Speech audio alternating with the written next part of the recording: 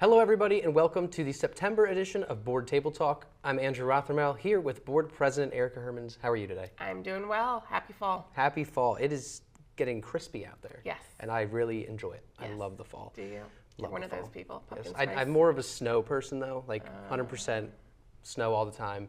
But summer just gets too hot, but fall and spring are really nice. I don't have allergies that I really worry about in the spring. But that's okay. We can agree to disagree, right?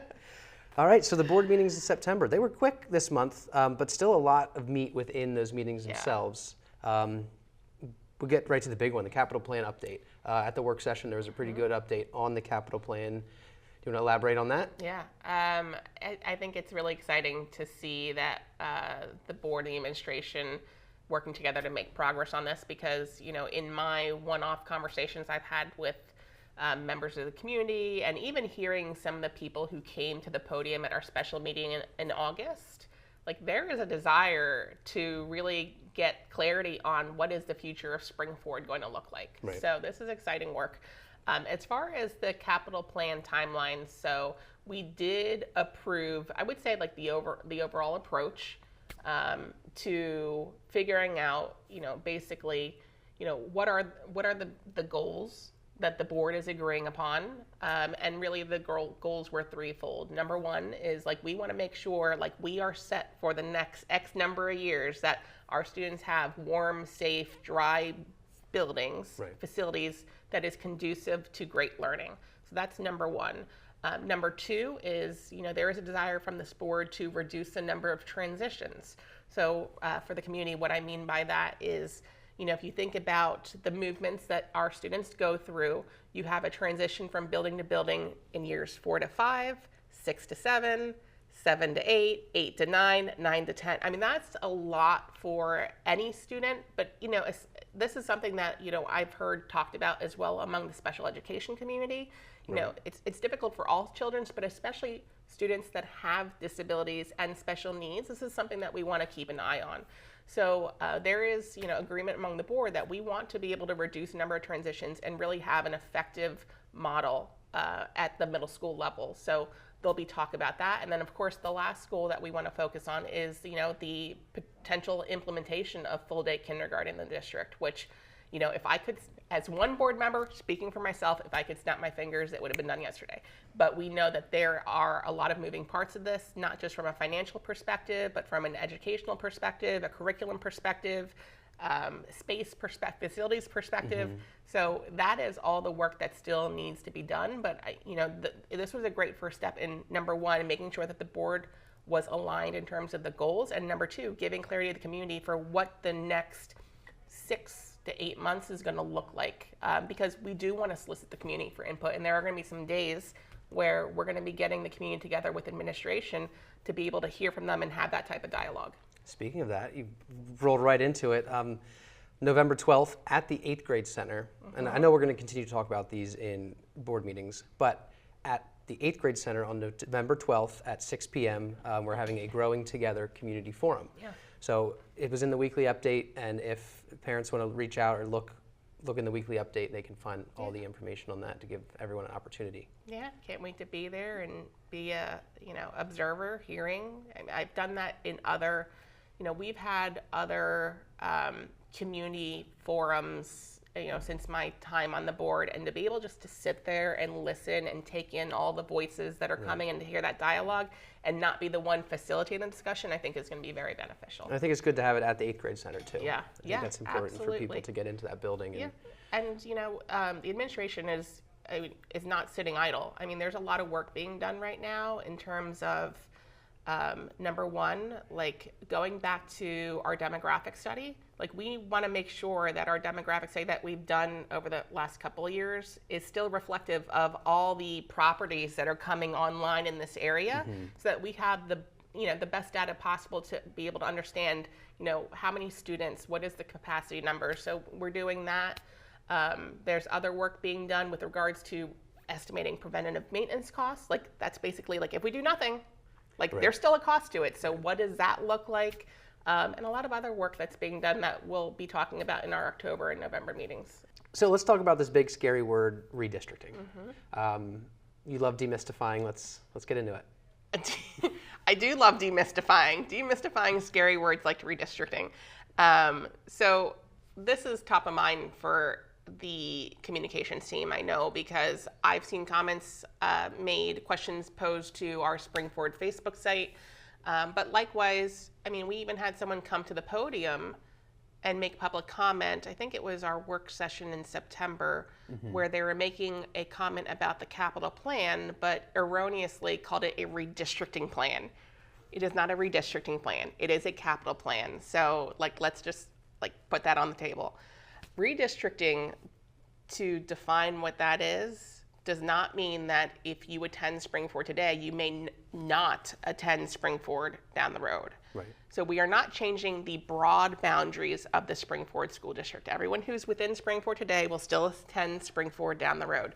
What it looks at is the boundaries between the schools. So in particular, the elementary schools, where we have kids that live on one street that attend Brook, and then kids that live on another street and attend Royersford Elementary, and so forth. And so we know that, as I mentioned before, one of the things that the administration is doing now is that they're looking at the demographic surveys to update that, to make sure that we have an eye on all new developments coming online. They're looking at, estimating those preventative maintenance costs. They're looking at space capacity in our existing buildings. And we know that there are capacity issues in our existing buildings. It's one of the motivations behind why we moved forward with Spring City Elementary. Right. But there are other schools in need of space. Oaks Elementary is another one that comes to mind that needs to be addressed sooner rather than later. So as we move forward, again, assuming that the board decides to continue to move forward with affirmative votes as it relates to the capital plan, it is likely the case that there will need to be redistricting done at some point, but not this year. I can't imagine it being next year. I mean, this is really a long-term plan. So the fact that one would even call this a redistricting plan at this stage in the game, it's just very premature and frankly, I think short-sighted, because it's one piece of a lot of other parts that have to come first before we can even start having really good conversation about what is the needs of the district from a boundary standpoint, from a local boundary standpoint within the elementary schools. And with all this going on too, we are still looking for a superintendent as well. Yes. Yeah, that's amazing. The superintendent search, we'd approved an MCIU agreement? Yes, we did. So I've been talking about this since we first met with the MCIU back in June, but it is, again, just giving clarity. It's letting the community know that we are moving forward with them as our primary consultant for the search.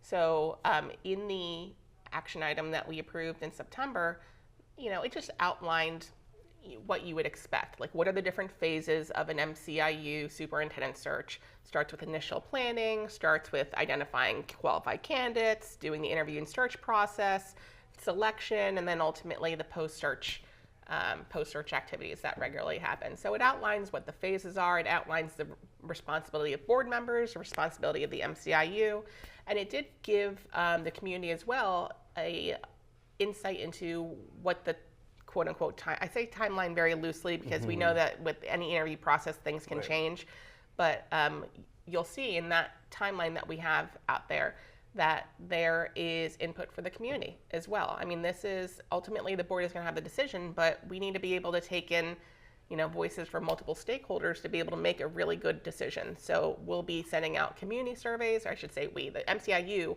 on behalf of the district will be sending out community surveys. They'll be doing staff focus groups, and I think it's going to be a really comprehensive process. Good, and it is a very important decision to make. So the business office department had a little bit of a reorganization that was approved on the agenda in September. Yes. Right? Yes.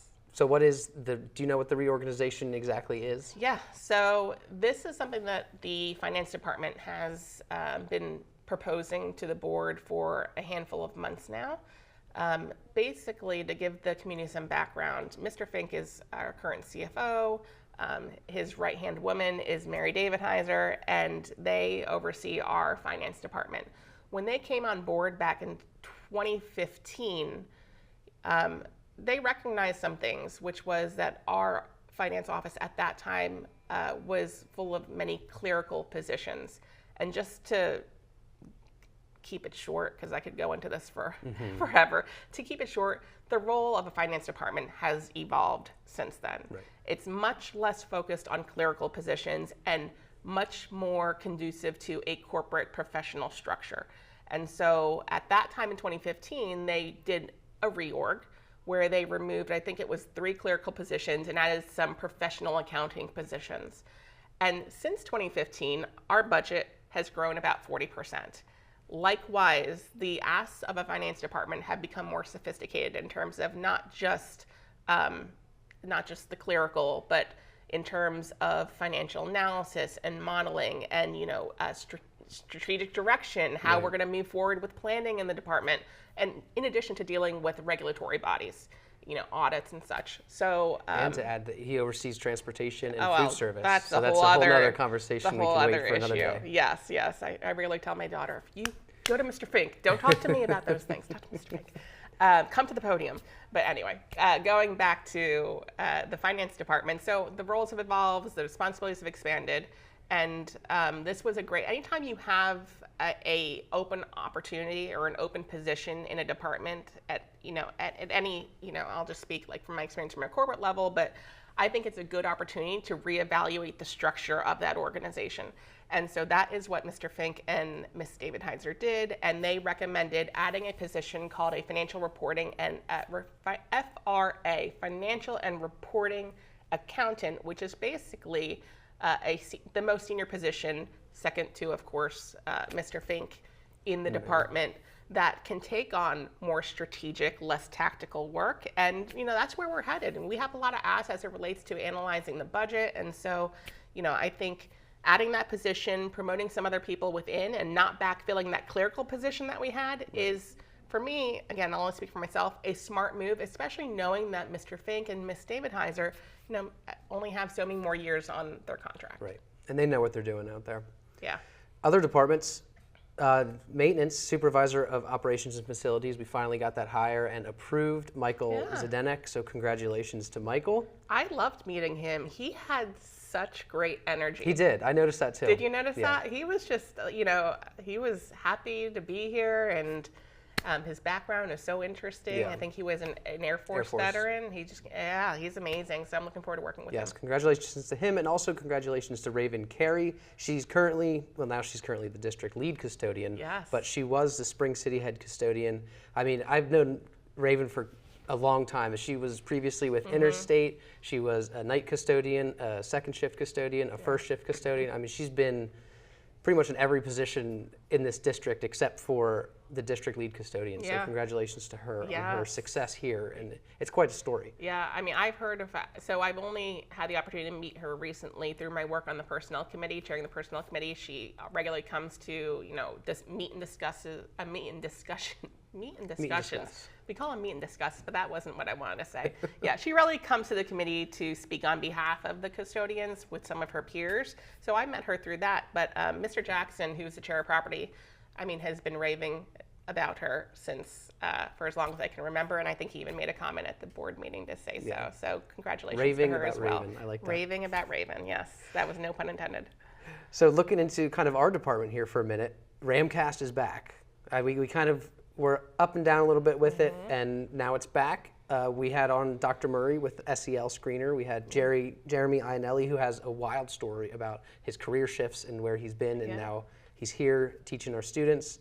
And then Mr. Ciccone, who's our broadcasting teacher, started last year, kind of how that development from a student to a teacher and that transition and his time in college, and some fun facts about all of them. But one thing we really did different this year is we're putting it on video too. Yes. So we're hopefully going to start putting out clips from the podcast to drive a little bit more attention to the podcast. They can watch it on anywhere they watch their podcasts, Apple, Spotify, iHeartRadio, and then they can also watch it on YouTube. That is great. I will tell you, yesterday I had the opportunity to see Mayor Adams of Spring City, and he mentioned to me how impressed he was with RCTV. He's like, I'll reach out to him. Yes, like the communications team and how we're going out there and using different mediums, because he was very complimentary. Awesome. So Well, that's great to hear. Thank you. Congratulations to you guys. I'll let Ms. Crew know. Yes. But thank you. Homecoming information, I wanted to throw this in here. Next week is Spirit Week, October 6th to the 10th. We got Powder Puff, dance, parade, football game, Gail Wellington Arboretum dedication, SFEA tailgate, and then another dance. Yeah. So a lot going on that week. Really an exciting time in Springford, though, to get the community together, to see what the kids wear during the day. It's really a cool time. Oh, absolutely. It's my favorite time of year. I mean, that's like the highlight of the fall is everything that Right. leads up to homecoming. Both as a board director who is frantically trying to figure out how do we get our parade float together and hoarding candy from Costco because there's going to be a lot of it. And then as a parent who has a child in 10th grade and trying to figure out what dress she's going to wear. Right. Yeah. So make sure you throw some candy to the RCTV van on Yes. 6th and Main. I always forget. 6th and Main. Yeah, oh, yeah. We'll be there We'll filming. look for you. Big event coming up, the Spring City ribbon cutting. That's going to be October 14th at 5 p.m. before our Finance Committee meeting. It's really exciting to get the community into that building to check it out because Yeah.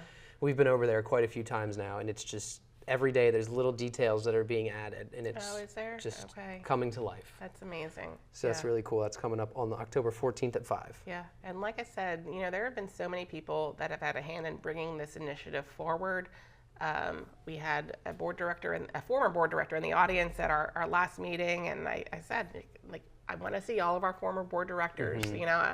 Regardless of how you vote, it's the will of the board and their input, whether it be in support of it or what's the word I'm looking for? Not against it, but just like with a opposing viewpoint. Like we all came together, we had to have that discussion, and I want to see everyone there that had a hand in this, big or small. It's going to be really cool. And then the last thing I wanted to talk about, there's a board meeting date change in October.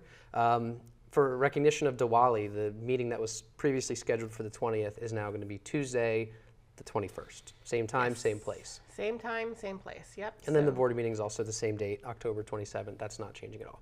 Yep. October 27th we'll be voting. We have off for Diwali. We'll have that meeting on Tuesday. Coincidentally, it also allows the board to be able to partake in the Royersford Halloween Parade, which we know that our marching band and I think so. students oftentimes, well, we know that the community comes Participate. out at large on that Yeah. event. So yeah, that's another parade, another reason why we're hoarding candy, but we'll be out there. Take advantage of that. And we hope that our families that celebrate Diwali have a wonderful, wonderful holiday and time off. Right. So that's all I have. Is there anything else you'd like to add before we wrap it up? I don't think so. Maybe just us see out there, right? I'll for be our there. game tonight. It's the Absolutely. first game we've had in a while. It just happened to be that's how the district calendar or the athletic calendar fell. But PV versus Springford. Yes. Yeah. First home pack game, and it's the biggest of the year. So Well, I'll see you out there. I'll be there. Thank you, everybody, for watching this episode of Table Talk. We will see you after the October meetings. Thanks for watching.